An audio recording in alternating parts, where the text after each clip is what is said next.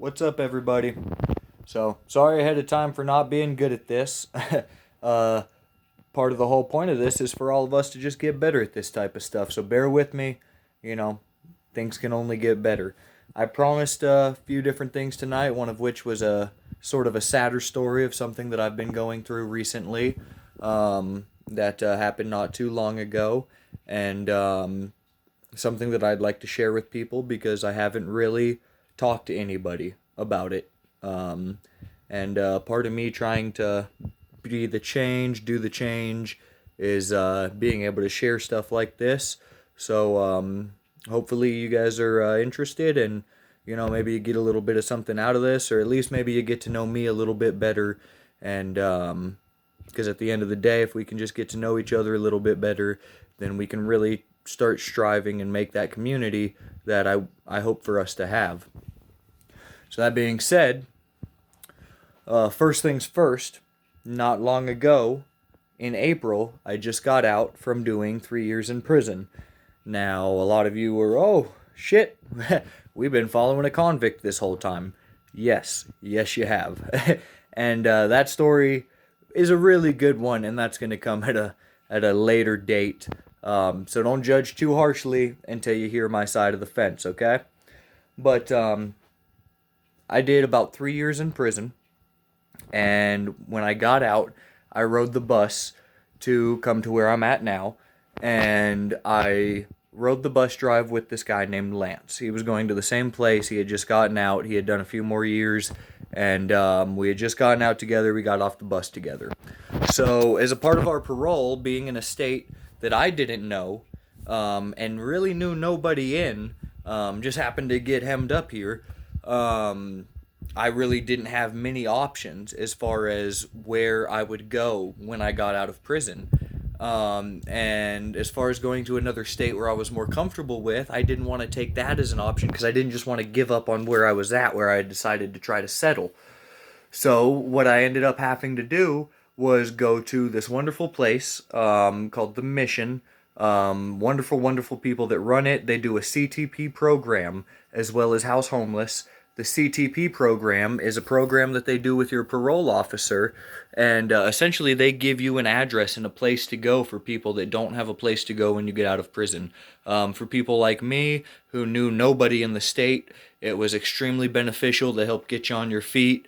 And I stayed there for about a month and a half, 2 months, and honestly, I don't really know what I would have done without them. So shout out to the Mission and the wonderful people that worked there, Joe and Dan, the people that looked out for me more than I can really even words can even speak. I'm very grateful to them. Would not be where I am now, most likely, without them. So anyway, me and Lance got off of the prison bus together, and he was also going to that place for different reasons. And we talked a lot. It was about a 9 hour bus ride for us to get to where we were going. And we talked a lot the whole bus ride and really got to know each other. And, we kind of got close. Then, no, we're going to the same place. And sure enough, we get to the Mission, and guess who's sleeping bed by bed? We're fucking neighbors, and we're hanging out. And we even end up getting the same job, doing construction together, and going to work every day, coming back every night. And we really kind of became real close friends in a very short period of time. And unfortunately, Lance really struggled. He had been involved with a lot of gang activity his whole life. It was really all he ever knew. In fact, this is his bandana that I'm wearing now, not as a gangster, but simply every now and again to remember him by. I wear it to work a lot. I'm still doing the same construction right now, and it makes me think of him and it makes me feel good. He wore it for a lot of different reasons, though, and it was just a lifestyle that he grew up in. He was involved in his whole life, and he struggled to get out of, and he didn't know how to not live that lifestyle. And we talked many, many nights, many countless hours. We'd sneak a drink back to the Mission every now and then, and stay up drinking and talking. And he really struggled. He has a son, and he really struggled to try to change everything he had ever known to try to be better. And me, fresh out of prison, trying to make the change that I'm continuing to make now, we communicated a lot with a lot of the same aspects. Want to not keep the story, too long. There's a lot of other funny stories with Lance and a lot of great memories and stuff that I'm sure I'll share with all of you in the future. But about 4 to 5 months after we got out, um, I I called Lance one night because at the mission you're supposed to be back by 9 o'clock unless you're working that night. It's a part of your parole. They still monitor you. It's almost like a halfway house. It's a transition from prison. So one night Lance doesn't come back, and this has happened a few nights before. His parole officer wasn't happy with him already because he went out and drink and hang out with some friends, and he was struggling to try to get out of that environment, at the same time keep working and doing good and being that father figure and everything that he strived to be, that he really wanted in the core of his heart. He just didn't know how to do it as well as he wanted to. So one night he doesn't come back, and I wake up and I see him not in bed the next morning, and it's a Saturday, so we don't have work, So I'm like, okay, but I call him because I know the drill by now. He maybe got drunk and crashed somewhere the night before, and he's gonna be in a little bit of trouble, but he'll probably be okay. And so I call him, thinking, hey man, what do I need? I'll load up some soap, some shampoo, your clothes. What do I need to bring you so that you can, get right, and before you go, come back and figure out what you need to figure out. What do you need? Do you need some food? Blah blah blah. And normally that's the routine, If he went and screwed up, I'd call him the next morning and we'd meet up, and I'd drop him off a little care pack, and we'd get right. Well, this morning when I called him, it was weird.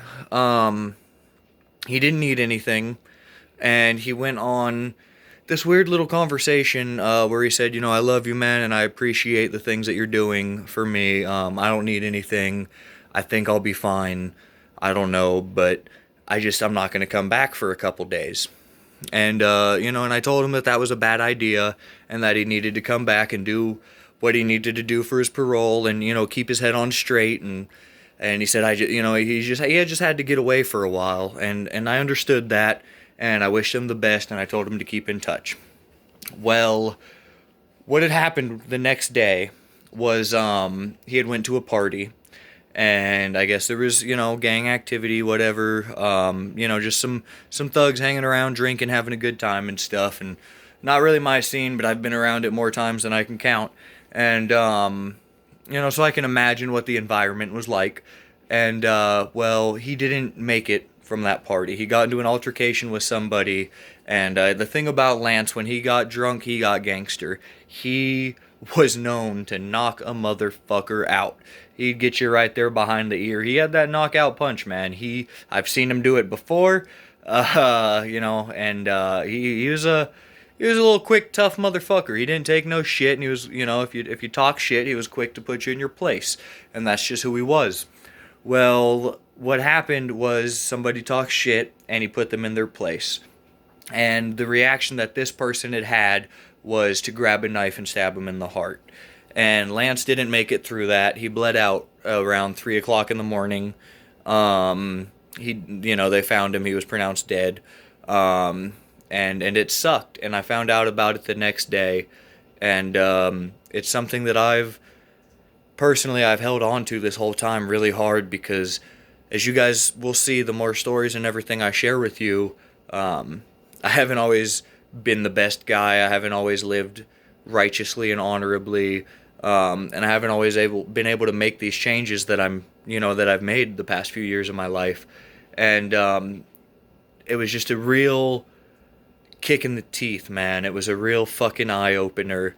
Here's this dude, we got out same day, we've been doing the same thing, we've been living the same life, and just these few small other decisions that he made affected the difference of an outcome in such a magnitude, in such a way, it was almost incomprehensible.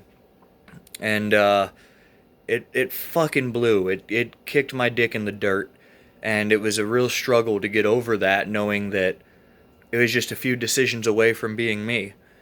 And it sucked. It still sucks. And I went to his funeral service, and his son's mom was gracious enough to print me off one of these to always remember him by. That's Lance right there. And he was such a good guy, man. He had the kindest heart. He It was really shitty to see unfold because he had such great potential. He was so smart and talented in anything and everything that he did. You should fucking see this guy on a skateboard. In fact, I have some of his skateboarding videos, and I'm sure one day I'll show them to you. He was a hell of a fella, and he just got caught up in the wrong lifestyle, in the wrong places, and then at the wrong times, and made the wrong decisions, and it ended up affecting him and turning things into something that he could never come back from. And I guess that's what I'm trying to preach to y'all tonight, is how much, something that I've come to realize, I guess, is how much these small, tiny decisions affect us on such a regular basis. While we're trying consciously to move forward and to make this change and to be better people, we have to keep in mind, we have to constantly check ourselves, because it could be something so small and insignificant, like going to a party with your friends, that could just have the greatest consequences, because that's not where you're supposed to be in life. And karma's gonna catch up. I mean, you can only fuck around so much before the universe is gonna teach you the lesson that it needs to teach you. And I really hope he's in a better place now. I believe that he is. And the spirit and the essence that he is now, I hope and believe that that is growing and learning still yet from these decisions. It's just every single thing that we do can affect everything around us. Every small decision we make, we need to be conscious of, and we need to think how it's not only going to affect us, but those around us, those we love, those that are strangers that we don't even know. For me, it just really brought forth an awareness of the world around me, and it made me pay attention a lot more. And that's the lesson that I got out of Lance's life, and for that I'm ever grateful to him. Sorry if it's not the most detailed story and everything, guys. I'm not good at sharing. One of the big reasons I'm doing this is to try to share more, because that's where I'm at. That's where I need to be, is to be able to do stuff like this personally. Hopefully I've made you think a little bit and you gained something from this. And again, we're all one world, we're all one love, and we need to share that love. Stuff like this doesn't ever need to happen. We're strong enough to change this. We're capable enough to change this. We can change the world for the better. And that's around the time Lance died, that's when I started to realize these things. Thanks for letting me share, guys. More content will keep coming. Stay tuned. I hope you got some use out of this story. And I really appreciate you listening. Peace.